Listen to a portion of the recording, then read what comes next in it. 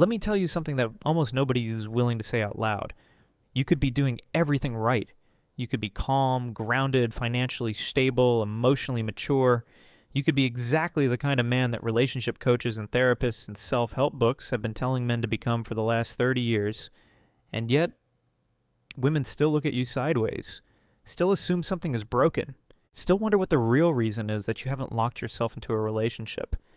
And that disconnect, that gap between what you actually are and what people assume you must be, that is not a coincidence. That is not a misunderstanding. That is a deeply programmed belief that runs through modern culture like a wire nobody can see, but everybody keeps tripping over. Because here's what nobody wants to confront directly. The moment a man is single, society reaches for an explanation. And that explanation almost never starts with choice.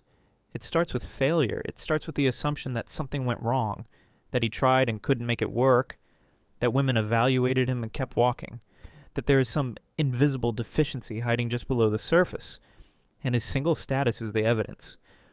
But what if that explanation is completely wrong? What if the real story, the one that actually explains why more and more men are choosing to stay single, has nothing to do with failure at all? What if it has everything to do with awareness? That is what we are going to talk about today. And I want you to pay close attention, because by the time this is finished, the way you see the entire dating conversation is going to shift. Not because I'm going to tell you what to think, but because I'm going to show you something that has been sitting in plain sight the whole time, and almost everyone has been trained to look directly past it. Here's the hidden truth that modern culture refuses to frame correctly. Independence for a man is almost never treated as a deliberate decision. It is almost always treated as a symptom of rejection, a symptom of social failure, a symptom of some emotional defect that makes him unable to sustain a real connection. Think about how automatically that assumption operates. A woman who chooses to be single is celebrated. She is independent. She is focused. She knows her worth. She is not willing to settle, and that is a sign of strength. The cultural narrative around female independence has shifted dramatically over the past few decades, and rightfully so. Women have fought hard for the right to define their lives on their own terms, and that shift is real and it matters. But a man who makes the exact same decision, the narrative does not follow the same logic. He is not seen as focused. He is not seen as selective. He is not seen as someone who has evaluated his options carefully and decided that his current life is genuinely better without the complications of a relationship. No. He is seen as someone who probably just could not find anyone willing to stay. And that double standard is not just unfair. It is a fundamental failure of perception. It is a lens that distorts reality so consistently, so automatically, that most people do not even realize they are wearing it. The question worth asking is not why single men exist. The question worth asking is why the idea of choosing to be single is so difficult for the culture to attach to a man. And the answer to that question goes deeper than most people are prepared to go. To understand why this perception exists, you have to go back further than dating apps, further than relationship advice columns, further than romantic comedies and pop songs and every piece of cultural content that has ever told you what relationships are supposed to look like.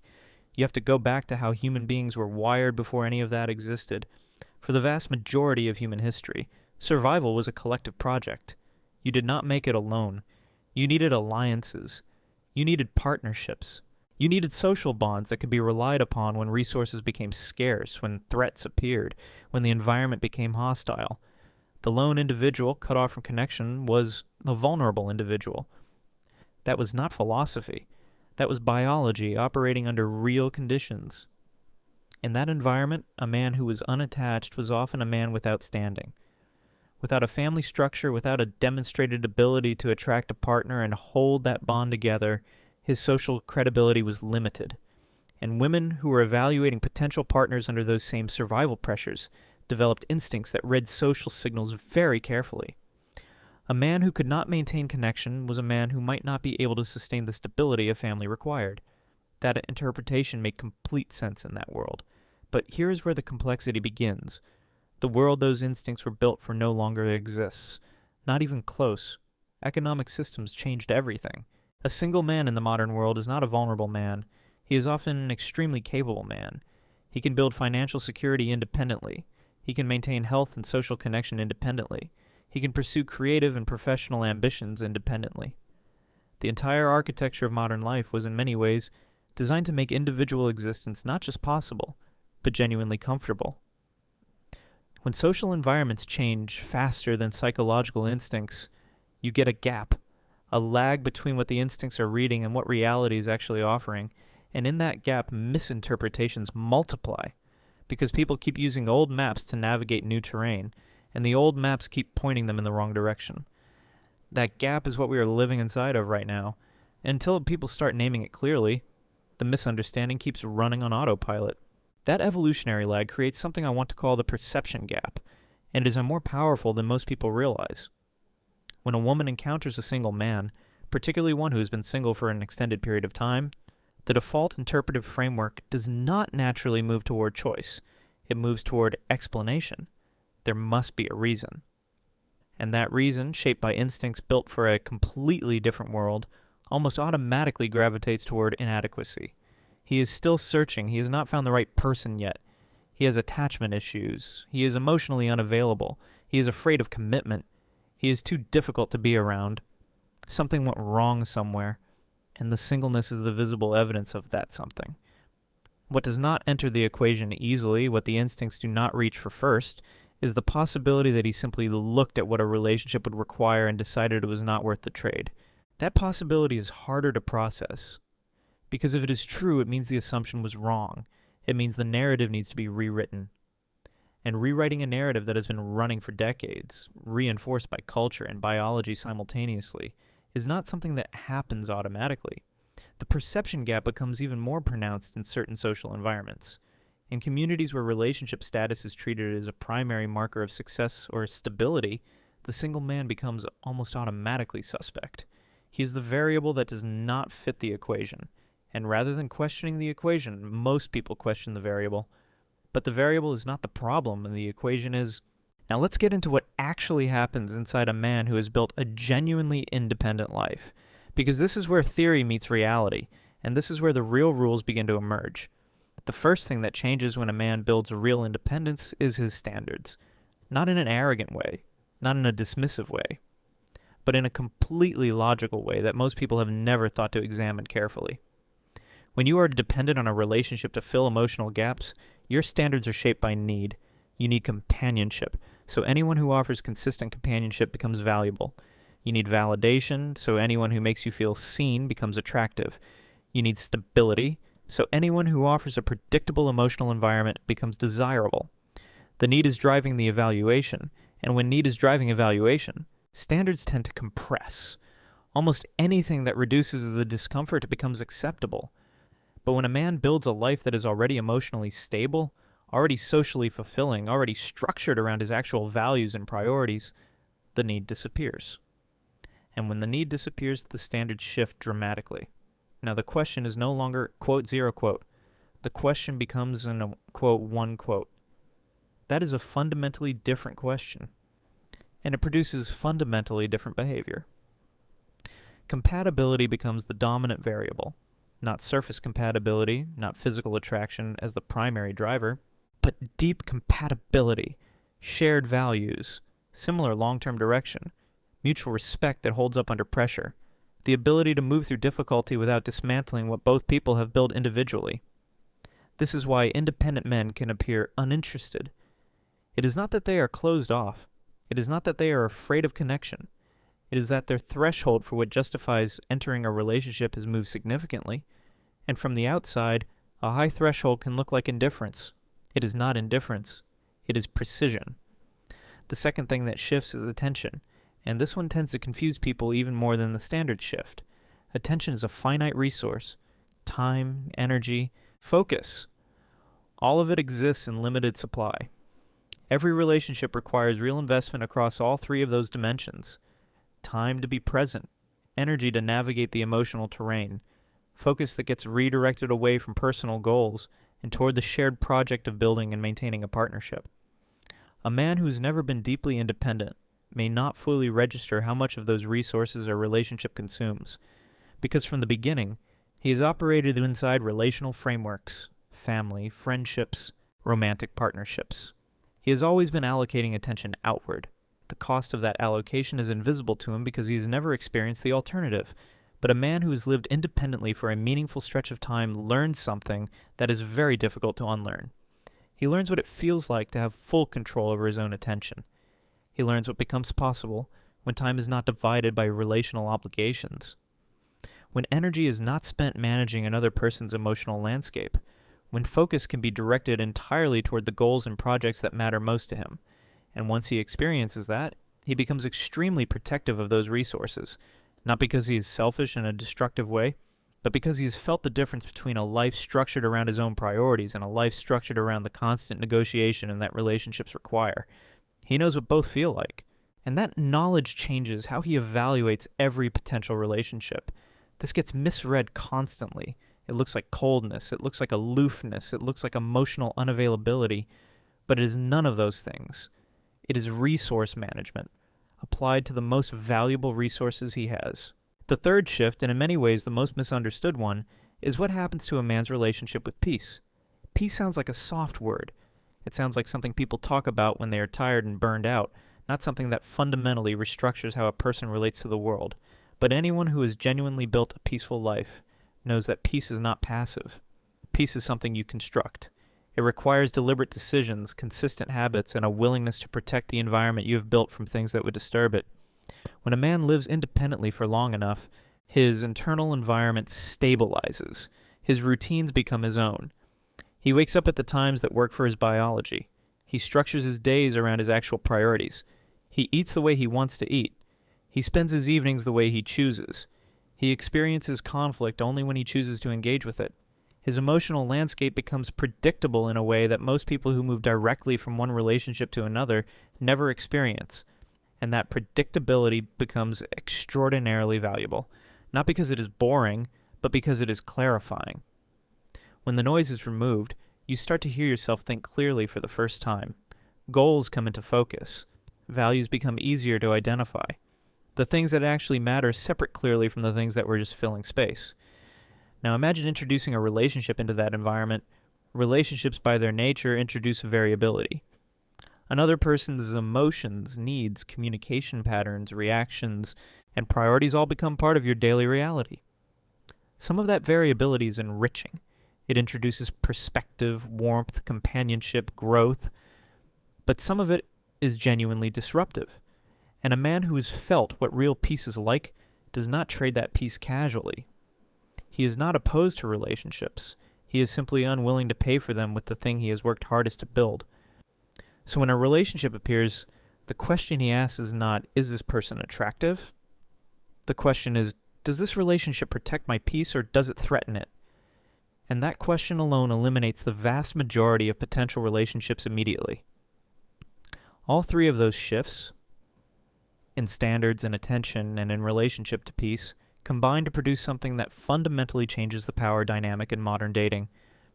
Traditional dating culture operates on a set of assumptions about male behavior. Men pursue. Men initiate.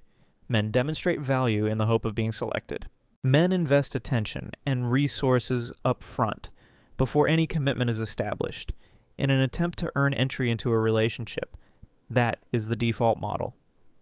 And it positions men as the variable that adjusts, the side of the equation that does the chasing, the party whose investment is assumed to be required before anything real can begin. But that model depends on one critical condition being true. It depends on the man wanting the relationship enough to play by those rules. When a man is genuinely comfortable being single, not performing comfort, not pretending he is fine when he is actually lonely, but genuinely comfortable in his independence, that condition evaporates. And when it evaporates, the entire dynamic restructures. He is no longer chasing, he is evaluating, he is no longer seeking validation, he is observing compatibility, he is no longer investing in the hope of being accepted, he is determining whether accepting makes sense for him. That shift is not aggressive. It is not a game. It is not a manipulation tactic. It is simply what happens when the fear of remaining single is removed from the equation. When someone is not afraid of the alternative, they make decisions from a completely different place. They become deliberate where others are reactive. They become patient where others are urgent. They become selective where others are accommodating. And that change in the decision-making process changes everything about how they move through the dating landscape. There is a moment that many independent men arrive at that does not get talked about enough. It is the moment when single stops feeling like a temporary condition and starts feeling like a genuine option.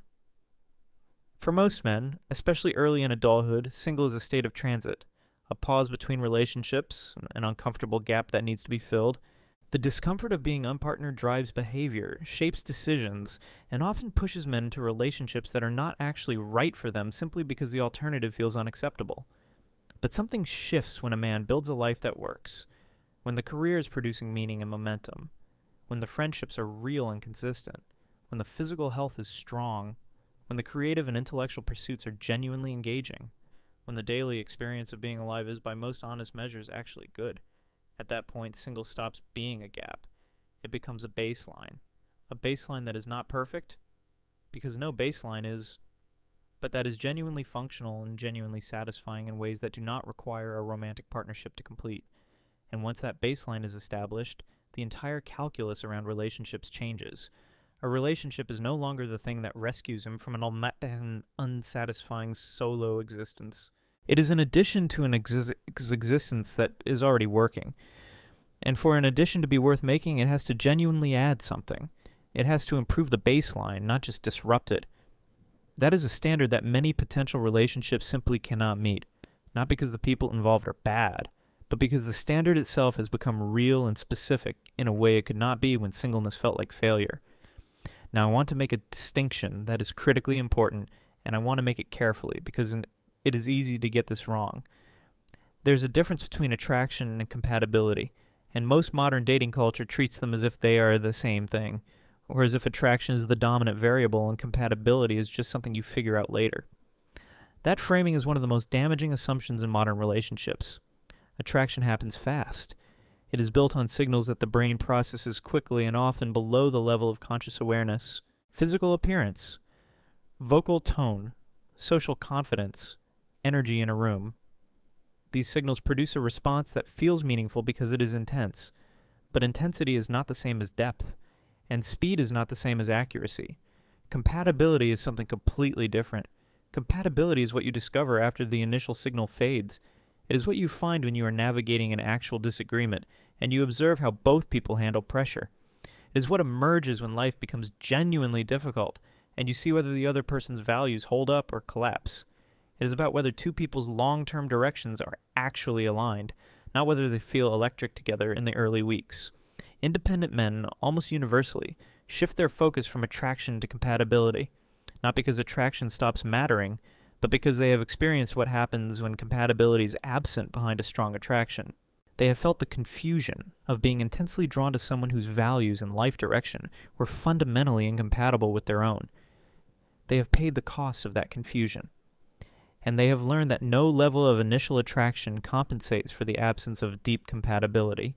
So they slow down, they observe more, they move less urgently toward commitment, they ask harder questions earlier, they watch behavior rather than listening primarily to words, and that pattern again gets misread. It looks like emotional unavailability, it looks like fear of commitment, it looks like playing games, but it is simply wisdom operating on a longer timeline than most people are used to.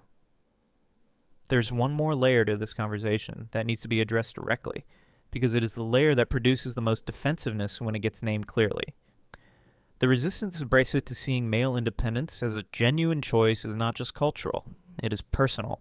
For many women, the idea that a man would deliberately choose not to pursue a relationship is uncomfortable in a way that goes beyond philosophy. Because if men are choosing independence, then the assumption that male desire for partnership is constant and automatic and essentially guaranteed becomes questionable. And that assumption has functioned as a form of security. If men always want relationships, if the pursuit is built into the baseline of male behavior, then the question for women becomes simply one of selection, of choosing among the men who are already pursuing. The agency sits cleanly on one side of the equation. But if some men are not pursuing, not because they are damaged, not because they failed elsewhere, but because they genuinely evaluated the options and decided independence serves them better, then the equation is different. The selection dynamic is different. The assumptions that have structured the conversation need to be re-examined. That re-examination is uncomfortable. Not because women are wrong for having built their understanding of the world on available information, but because the information was incomplete. and updating an incomplete model requires confronting the fact that the previous model was wrong. That is not easy for anyone, not for women trying to understand why men they are interested in seem unreachable, not for men trying to understand why their choices are so consistently misread, not for a culture that has been telling a particular story about men and relationships for so long that the story has become invisible infrastructure. But the discomfort of re-examination is not a reason to avoid it. It is the entire point. Because here's what changes when the re-examination actually happens. The conversation becomes honest. Not honest in a harsh or destructive way, but honest in a way that allows both men and women to engage with actual reality rather than inherited assumption. When a woman encounters a single man, and her first interpretation is not automatically, there must be something wrong with him, but instead, he may have chosen this. The entire quality of the interaction changes. She is no longer trying to diagnose a problem that may not exist. She is encountering a person who has made deliberate decisions about his own life, and she can engage with that person directly.